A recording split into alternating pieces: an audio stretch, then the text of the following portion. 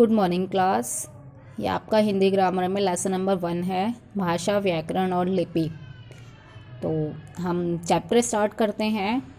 सबसे पहले आपका भाषा। हमें पता होना चाहिए कि भाषा होती क्या है, व्याकरण क्या होती है और लिपि क्या होती है। ठीक है, तो भाषा वह साधन है जिसके द्वारा हम अपने विचारों को दूसरों के सामने प्रकट करते हैं और दूसरों के विचारों को हम सुनकर और समझते हैं।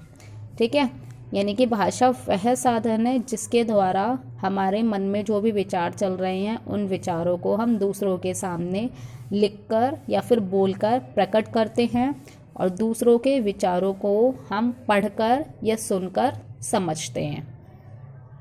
ठीक है, तो इसमें ही है कि भाषा वह साधन है जिसके द्वारा हम पदार्थों को समझते हैं, फिर उसके विषय में सोच समझकर वाक्य बनाते हैं और उसके बाद उसे बोलकर या लिखकर दूसरों तक पहुंचाते हैं।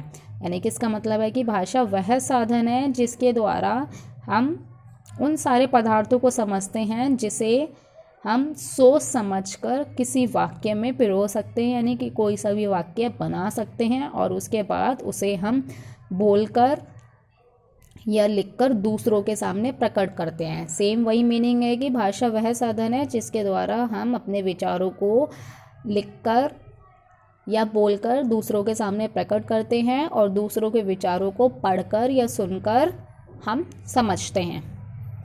ठीक है, उसके बाद है विश्व में विभिन्न भाषाएं बोली जाती हैं। सभी देश अपनी अपनी भाषाओं का प्रयोग करते हैं। हमारे देश में 18 भाषाएं हैं। असमिया, उर्दू, उड़िया, कन्नड़, कश्मीरी, कोंकणी, यानी कि ये सारे आपको भाषाएं के नाम दे रखे हैं कि हमारे देश में 18 प्रकार की भाषाएं बोली जाती हैं। हमारे देश में 29 राज्य हैं और उसमें 18 भाषाएं बोली जाती हैं। ठीक है, उसके बाद है 14 सितंबर 1949 को भारत की संविधान सभा ने हिंदी को भारत संघ की राजभाषा के रूप में स्वीकार किया है। ठीक है, 14 सितंबर 1949 को हिंदी को हमारे देश की राजभाषा के रूप में स्वीकृति मिली थी। उसके बाद है भाषा की रूप। तो भाषा 2 प्रकार की होती है, मौखिक भाषा और लिखित भाषा। मौखिक या कथित यानी कि कहने वाली।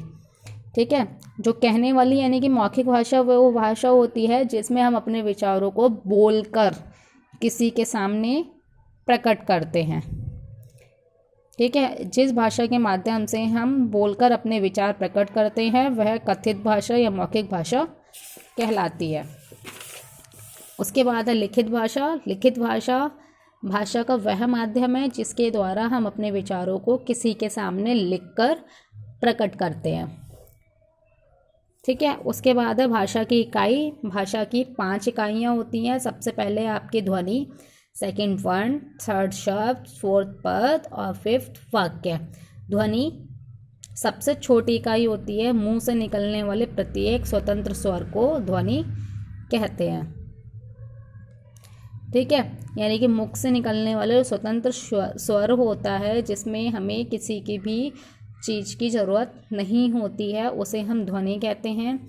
उसके बाद है वर्ण। वह मूल ध्वनि जिसके और खंड नहीं किए जा सकते, यानी कि ऐसी ध्वनि जिसको हम और ज़्यादा नहीं बांट सकते, जैसे कि आ है, ई है, ओ है, का है, चा है, इसे हम और नहीं बांट सकते, इसके हम और टुकड़े नहीं कर सकते। उसके बाद है शब्द। सार्थक वर्णों के संयोग से निर्मित शब्द कहलाता है, यानी कि ऐसे वर्णों का ऐसा समूह जिसको जोड़ने पर कोई अर्थ निकले। ठीक है, जैसे कि का और ला को हम जोड़ रहे हैं तो कल। ठीक है, और ऐसा ना हो कि ला और बा क्या होता है, कुछ नहीं होता, यानी कि ऐसे वर्णों को जोड़ने पर जिनका कोई अर्थ निकले उसे हम शब्द कहते हैं। उसके बाद है पद। सार्थक वर्णों का संयोग से निर्मित शब्द जब वाक्य में प्रयुक्त होने लगता है तो उसे हम पद कहते हैं, यानी कि जब वर्ण से शब्द बन जाता है, जब उस शब्द को हम किसी वाक्य में प्रयुक्त करने लगते हैं, उसमें वाक्य में हम यूज़ करने लगते हैं तो उसे हम पद कहते हैं।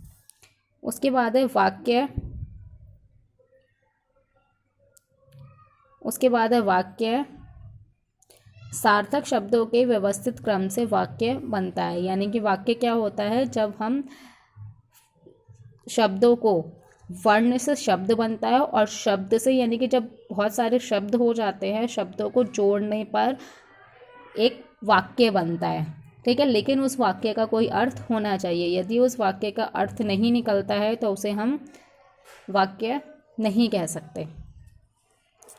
उसके बाद है आपका भाषा और बोली। ठीक है, भाषा तो आपको सब पता चल गई है। उसके बाद है आपकी बोली। भाषा का क्षेत्रीय रूप बोली कहलाता है, यानी कि किसी क्षेत्र में बोली जाने वाली जो भाषा होती है उसे हम बोली कहते हैं। जैसे कि पंजाब में पंजाबी, राजस्थान में राजस्थानी, हरियाणा में हरियाणवी। ठीक है, एक ही भाषा के क्षेत्र में एक से अधिक बोलियां हो सकती हैं, यानी कि जैसे पंजाब है या फिर जैसे उत्तर प्रदेश है। ठीक है, उत्तर प्रदेश एक राज्य है लेकिन उसके अंदर बहुत सारी बोली जाती है, जैसे कि अवधी बोली जाती है, ब्रजभाषा बोली जाती है, ऐसे।